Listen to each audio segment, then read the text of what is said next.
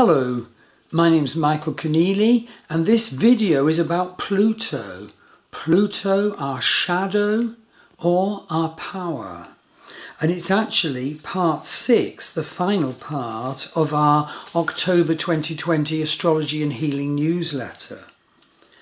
Now Pluto turns direct on the 4th of October 2020, although he occupies the same degree, 28 degrees Sagittarius all month. He's moving very slowly and so he's very powerful.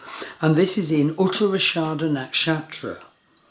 Now it's so important to understand the psychology of Pluto. You see, on the one hand, Pluto is our shadow.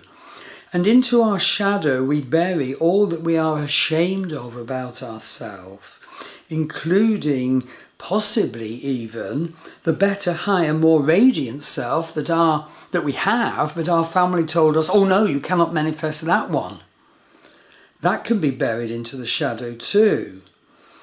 And, we can have scripts that tell us, oh, you've got to be little. That's the way to cope with your family and how to behave properly. And so whole chunks of our power can be pushed into the shadow because of that training and upbringing. So we have a task with Pluto as shadow. Pluto is also power, but we're looking at Pluto as shadow now. We have a task to go into the abyss and face our shadow. And I actually do journeys to the abyss, which people have found very wonderful. So the point is, we're standing on the surface of the earth and light is coming down to our crown chakra, the divine light, but we can't receive it fully at all because we're so weighed down by our shadow material, the guilt, the secrets, the wounds, the disempowerments. So basically we do a journey down into the abyss, down, down, down, down, down, and then stand on the floor of the abyss and face the keeper of the abyss, Pluto, in our tradition. And standing before Pluto, we see the parts of our shadow, and we can ask Pluto as keeper of the abyss to relieve us as much as possible of this shadow material, and he may ask a price. And then we climb up the cliff, up, up, up, out of the abyss, stand again on the surface of the earth, and find ourselves again receiving the divine light through Ketha, our crown chakra. But now the reception is so much brighter and more powerful because our baggage has been left acknowledged and taken care of in the abyss. All our wounds, our shames, our hurts, our secrets, they're no longer cutting us off from the divine energy coming down through our crown chakra. And this is actually so very like the story of Mesopotamian or Babylonian goddess Ishtar. Ishtar was goddess of the earth for the Babylonian peoples. She also had the name Inanna. And her husband died. And in her totality of grief, Ishtar headed down into the underworld to get her husband back.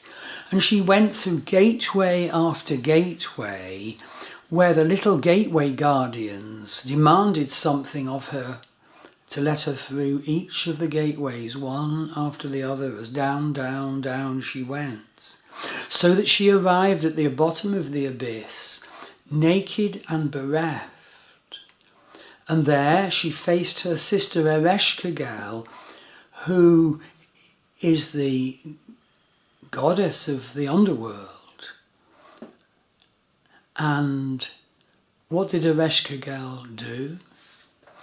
She hung Inanna naked and bereft on a meat hook to complete the facing of the bad parts of her and her degradation. But meanwhile, the humans on the surface of the earth didn't have their earth goddess. The harvest wasn't coming. And so they sent a little creature to creep past all those gate guards, get down to the depths of the abyss, and bring back Inanna, creeping upwards and upwards around the gate secretly, and eventually arriving back at the surface of the earth. And then a wonderful thing was found to have happened. No longer was Inanna just goddess of the earth, an utter magnificence though that is. Inanna was also goddess of love.